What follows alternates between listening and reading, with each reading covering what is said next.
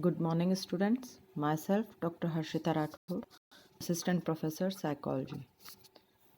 आज हम साइकोलॉजी के डिफरेंट पर्सपेक्टिव्स की बात करेंगे, मॉडर्न पर्सपेक्टिव्स की।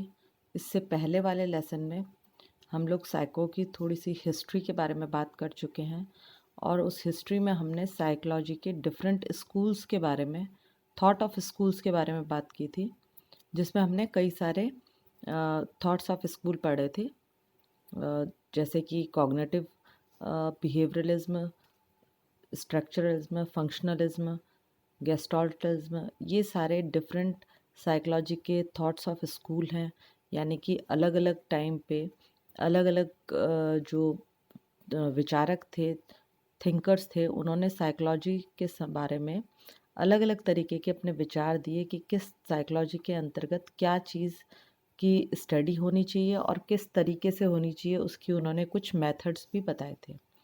आज हम बात करेंगे साइकोलॉजी के मॉडर्न पर्सपेक्टिव की। और पर्सपेक्टिव का मतलब होता है अलग अलग तरीके के दृष्टिकोण। किस तरीके के दृष्टिकोण को लेकर साइकोलॉजी चला और किस तरीके से मॉडर्न एरा में ये एक एज अ सब्जेक्ट अलग अलग डिफरेंट पर्सपेक्टिव्स को लेकर डेवलप हुआ है, उसके बारे में हम बात करेंगे। यानी साइकोलॉजी जो हम कहते हैं कि it is a study of behaviour, तो बिहेवियर को अलग अलग नज़रिए से, अलग अलग व्यू पॉइंट से साइकोलॉजिस्ट ने देखा है और वो अलग अलग तरीके के अपने विचार देते हैं कि हम व्यवहार को किस तरीके से अध्ययन कर सकते हैं, व्यवहार के क्या कारण हो सकते हैं, व्यक्ति कोई पर्टिकुलर जो बिहेवियर कर रहा है, व्यवहार कर रहा है, उसके अलग अलग रीजंस बताए हैं, कारण बताए हैं कि उनके पीछे क्या कारण हो सकते हैं। तो उन कारणों के आधार पर अलग अलग तरीके के दृष्टिकोणों का विकास हुआ, जिसमें जो ये 8 दृष्टिकोण है ये बहुत इम्पॉर्टेंट हैं। जैविक यानी बायोलॉजिकल, व्यवहारिक यानी बिहेवियरल, संज्ञानात्मक यानी कॉग्निटिव, मानवतावादी यानी ह्यूमनिस्टिक, मनोचिकित्सा यानी साइको एनालिटिक, समाजशास्त्रीय यानी सोशो कल्चरल, विकासवादी यानी evolutionary and bio psycho social, जो कि तीनों का मिक्सचर है, बायो, साइकोलॉजिकल एंड सोशोलॉजिकल। तो इन 8 पर्सपेक्टिव की हम इस लेसन में बात करेंगे। देखिए, जो पहला पर्सपेक्टिव है दैट इज़ बायोलॉजिकल पर्सपेक्टिव, और जिसे हम जैविक परिप्रेक्ष्य कहते हैं। जैविक परिप्रेक्ष्य का ये मानना है कि जो भी बिहेवियर हो रहा है, व्यक्ति जो भी व्यवहार करता है, उसके पीछे मेन कारण जो है वो बायोलॉजिकल है, जैविक है। यानी कि उस ह्यूमन की जीन्स, उसकी जो जेनेटिक संरचना है, उसकी जो जैविक संरचना है, उसके जो जीन्स उसे अपने पेरेंट्स से मिले हैं, अपने फोर फादर्स से मिले हैं, उसके अंदर जो हार्मोनल बायोलॉजी है उसकी, यानी जिस तरीके के हार्मोन सीक्रेशन उसके अंदर हो रहे हैं, जो उसके अंदर न्यूरोट्रांसमीटर्स के सीक्रेशन हो रहे हैं, वो सब उसके बिहेवियर के लिए रिस्पॉन्सिबल हैं। और आगे चल के आप अभी पढ़ोगे भी कि बायोलॉजी इज़ वेरी इम्पॉर्टेंट। जिस तरीके से आप साइकोलॉजी के कई, अगर हम डिसऑर्डर्स की बात करें, तो जब भी हम किसी में एंजाइटी, डिप्रेशन, सिज़ोफ्रेनिया, पैरानोया, कोई भी तरीके के डिसऑर्डर्स देखते हैं, तो हम सबसे पहले जानने की कोशिश करते हैं उसकी बैक हिस्ट्री और फैमिली हिस्ट्री, कि फैमिली में तो किसी को ऐसा नहीं रहा है। क्योंकि कई सारी स्टडीज़ में ये प्रूव हो चुका है कि काफ़ी सारे साइकोलॉजिकल प्रॉब्लम्स, यानी कि प्रॉब्लम्स हैं तो वो भी बिहेवियर का ही पार्ट है, वो हेरिडिटिकल व्यक्ति को मिलते हैं। तो उसी बेसिस पे हम ये भी कह सकते हैं कि जो व्यक्ति का व्यवहार है वो काफ़ी कुछ उसके जेनेटिक्स को, यानी जेनेटिक्स के द्वारा प्रभावित होता है।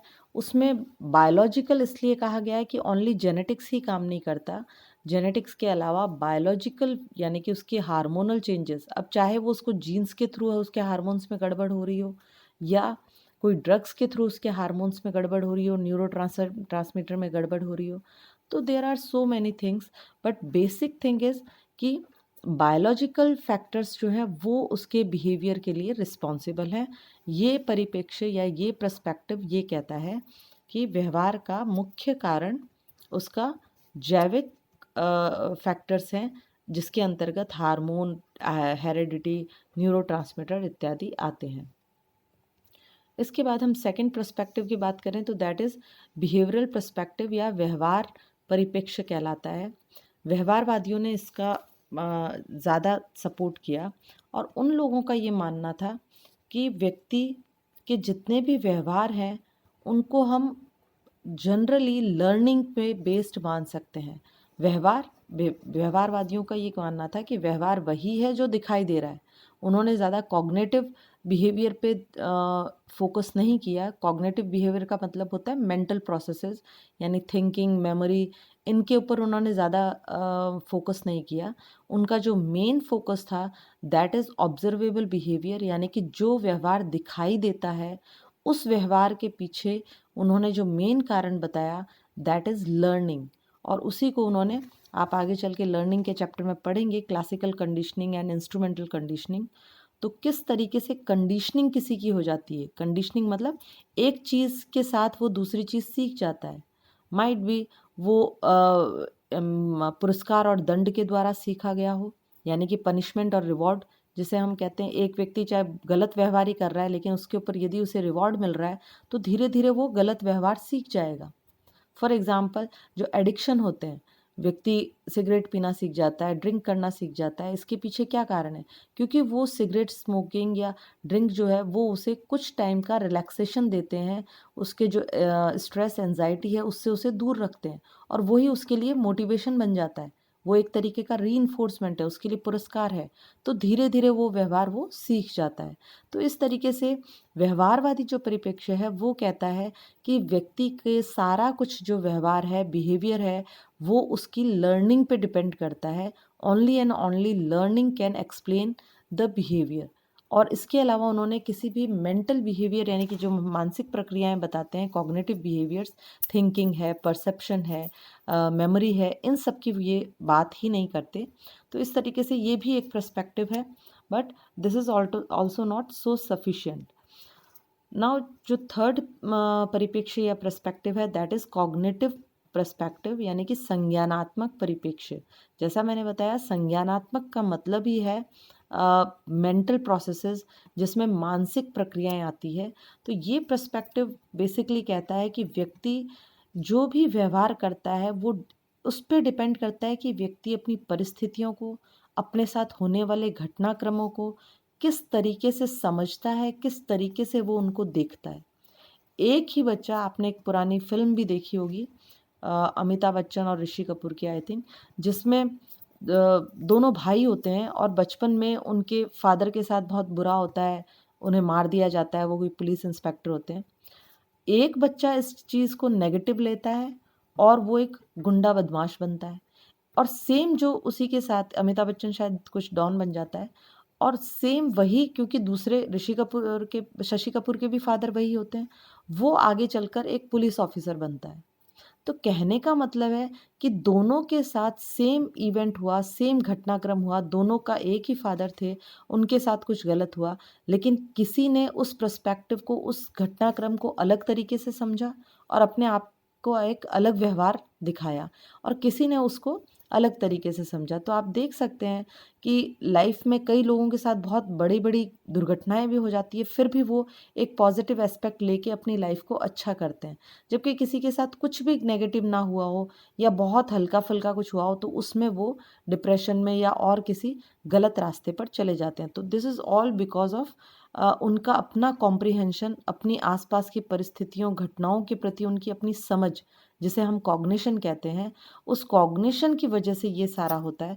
तो ये जो आपका पर्सपेक्टिव है, कॉग्निटिव पर्सपेक्टिव, ये इसको ज़्यादा इम्पोर्टेंस देता है कि व्यक्ति अपने आसपास जो होने वाली घटनाएं हैं, परिस्थितियां हैं, उनको किस तरीके से प्रोसेस्ड करता है, अपने दिमाग में किस तरीके से रखता है, वैसा ही वह व्यवहार करने लग जाता है। तो ये एक और इम्पॉर्टेंट पर्सपेक्टिव है। इसके बाद आता है ह्यूमनिस्टिक पर्सपेक्टिव, यानी मानवतावादी परिप्रेक्ष्य। मानवतावादी परिप्रेक्ष्य जो कि ज़्यादातर अब्राहम मैस्लो और कार्ल रोजर्स इसके प्रवक्ता माने जाते हैं, प्रणेता माने जाते हैं, इन्होंने ही इसे आगे बढ़ाया। और इन दोनों का मानना था कि व्यक्ति को इस तरीके से, बेसिकली इनका मानवतावादी परिप्रेक्ष्य जो है वो व्यवहारवादी परिप्रेक्ष्य के अपोजिशन में आया था। यानी कि व्यवहारवाद ये कहता है सब कुछ लर्निंग के आधार लर्निंग पर आधारित होता है। सब कुछ हम अधिगम करते हैं, गलत व्यवहार भी अधिगम करते हैं, अच्छा व्यवहार भी अधिगम करते हैं। तो व्यक्ति को लेकिन इनका ये मानना था कि व्यक्ति को गलत व्यवहार अधिगम के द्वारा नहीं होता। व्यक्ति अपने आप में परिपूर्ण है, वो क्या बनना चाहता है, क्या करना चाहता है, ये उसकी स्वतंत्रता है। वो पूरी तरह से अपने बिहेवियर के लिए स्वयं जिम्मेदार है, स्वयं रिस्पॉन्सिबल है। तो ऐसी स्थिति में जब व्यक्ति में अपने आप को ग्रो करने की, अपने आप को बढ़ाने की पूरी क्षमताएं हैं, ऐसे में यदि वह गलत व्यवहार अपनाता है तो उसकी जिम्मेदारी भी उसकी है, और यदि वो अच्छे व्यवहार करता है तो वो जिम्मेदारी भी उसकी है। तो इनका ये मानना था। और इसके अलावा मैस्लो ने एक नीड हायरार्की थ्योरी दी थी। उस नीड हायरार्की थ्योरी का उसमें उन्होंने 5 तरीके की हायरार्की बताई है।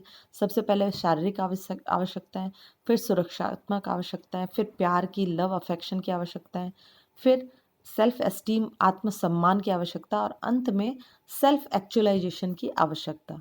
आगे चल के आप मोटिवेशन वाले चैप्टर में इसको डिटेल में पढ़ेंगे, इसलिए मैं यहाँ डिस्कस नहीं कर रही हूँ।